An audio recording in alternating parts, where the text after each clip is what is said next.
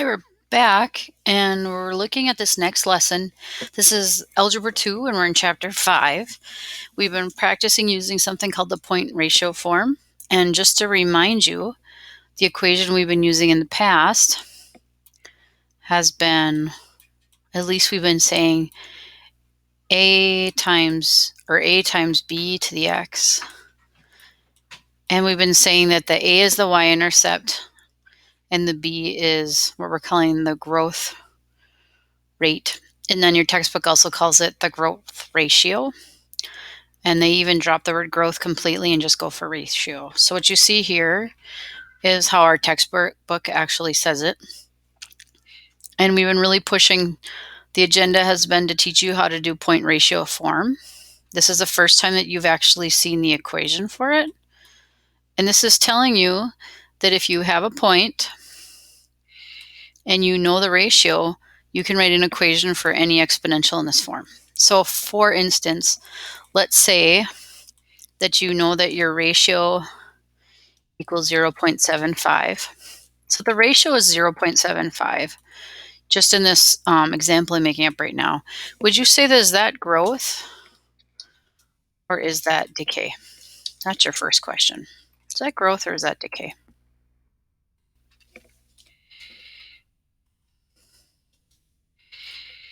Hopefully you picked that it was decay. Hopefully you said that was it. And the reason is because this is less than 1. So that when you multiply by a decimal less than 1, it's going to make your starting number decrease. And on that note, what do we call that starting number? What is that called? All right, hopefully you said that it was the y-intercept. So when you're writing this equation, if you know the y-intercept and you know the growth rate or the growth ratio, you can write an equation. All right, but what we're looking at is situations where maybe you just know the growth rate and you don't know the y-intercept. So let's say you know a different point. So you know that the point 260 is on the exponential curve. Okay, so let's say that's the information you have. And hopefully you're feeling fairly comfortable with this because it was included in the game that you just played. You can still do this.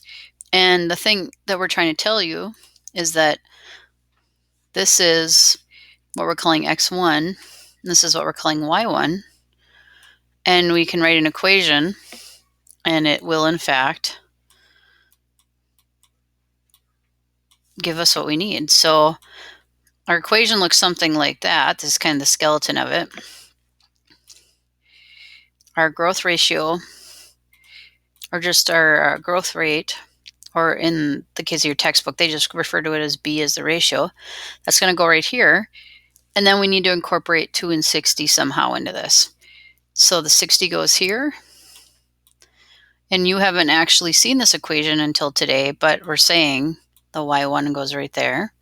And maybe you taught yourself like, oh, the bigger number goes in front, but that's not always true, but it's played nice so far, the 60 in front. And then you're going to use the 2. I'm going to say minus 2 because the information you have for this graph, you don't have the intercept. You have the spot that's moved over to, and you want that to eventually give you an intercept. And so you are basically saying, I need to move this graph 2 to the right.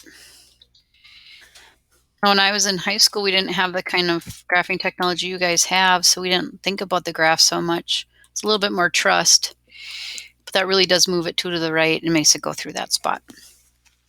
So that's how you write the equation for that. All right, so that is this beautiful equation we have. Now, Not to scare you or anything, but it's time to do the word problems. And so when you do the word problems, it's a positive, it's a negative, because one, it can be intimidating, and two, it's good because it shows you that there's like a real life use for this, that somebody's just not making up math problems just for you to solve, that it actually does have some sort of meaning in the math world. So here's our story. It says a radioactive sample was created in 1980. For you guys, that's a long time ago. For me, I was like 4. Okay, so it was created in 1980. And then 2002, a technician measured the radioactivity. And so whatever the sample was, it had radioactivity, and it decays at an exponential rate. So that means that it goes down. So it was at 42 rads. And then a year later, it was at 39.8. And now I'm going to be honest with you, the further we get into the math and the more difficult it gets, we won't always give you the very next year of data, but we're going to start you off nice. Okay? So the first question is find the ratio of radioactivity between these two. One of the very first formulas you ever got in Algebra 2 was how to find the ratio. So I'm going to give you 2 options. Is the ratio this, previous divided by now, or is the ratio now divided by previous? So take a moment to make a selection as to which one it is. The correct answer is now divided by previous. So that's what gets you your change. So this one is not correct, and we won't use it. So we think of 2003 as now. So we're going to say 39.8 divided by 42. And if we do that, we're going to get an answer that is that makes sense for this problem. And if we caught that it went down, for sure this ratio should be, what do you think? If it went down, should the ratio be greater than 1 or less than 1? Go ahead and answer that. The correct answer is that it should be less than 1. So when I type in 39.8 divided by 42, I get a decimal that's less than 1. And we're reading the cues here. It says do it to 4 decimal places. So 9, 4, 7, 6. So we're going to use that as our ratio. In this book's terms, they're calling it B. Some books will call it R. All right, so we found our B. I'm going to highlight that, and that's going to be that part of the equation. All right, so the next thing you're going to do is, and it's really pushing you through it step by step, let X represent the year and let Y represent the radioactivity. So we're going to predict how radioactive it is, and we want you to write an equation in point ratio form using this point right here. So 2002 as the year and 42 as the rads. So go ahead and select the equation that you think is correct for this.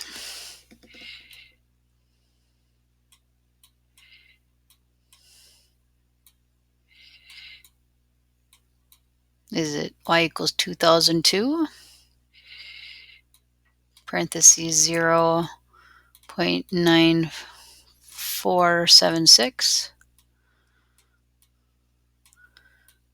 to the X minus 42 power? Or is it Y equals 42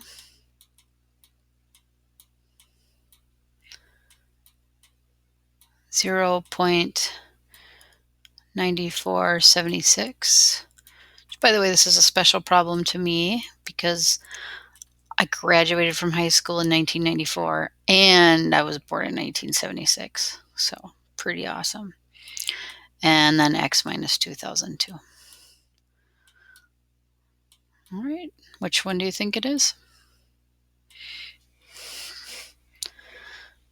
The correct answer is the second equation. Now, a lot of times when we've been doing this, the bigger number has been first, but we have to remember that this is the x and this is the y. And in our formula, it says y equals y1. So that goes first. And then goes the x.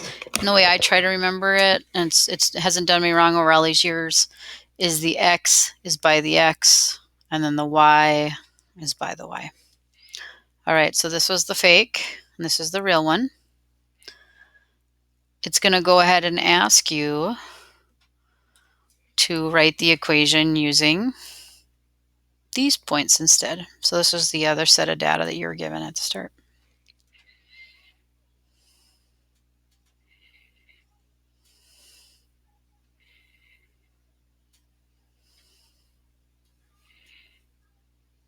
All right, hopefully you got the right equation. Hopefully you got y equals 39.8.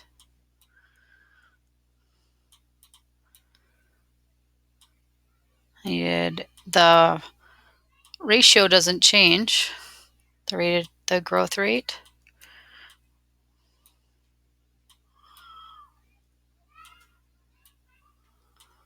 And then common mistake is people are so excited to get that 2003 and they might accidentally write it right away, but you have to write minus 2003.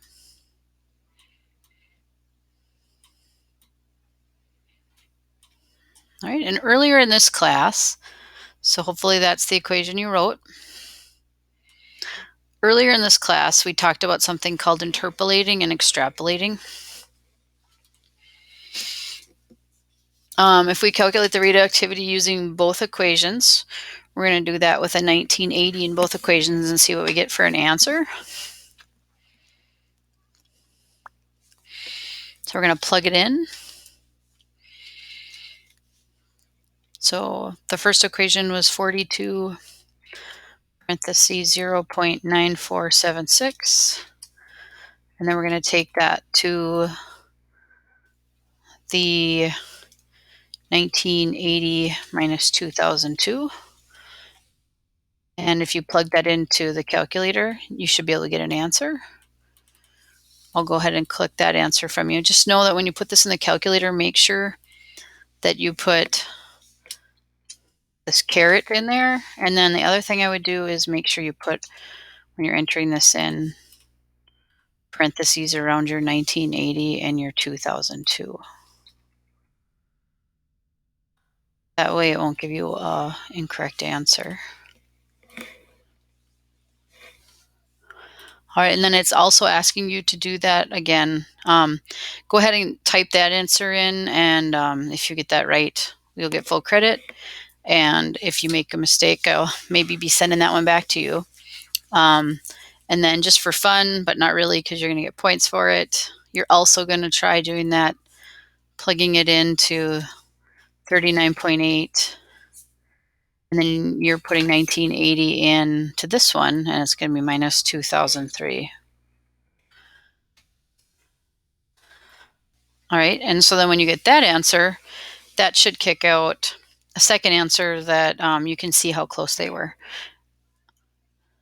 All right, and then the last question on this video asks you to do this all again with 2010. So go ahead and I'll have to scoot that out of the way. Use these same equations. All right, and instead of plugging in 1980 for them, you're going to plug in 2010. And then also put those into your calculator. So the first thing I'm going to ask you is, what do you get when you type this in the calculator? What answer do you get? So go ahead and calculate that. And then what do you get when you put this one in the calculator?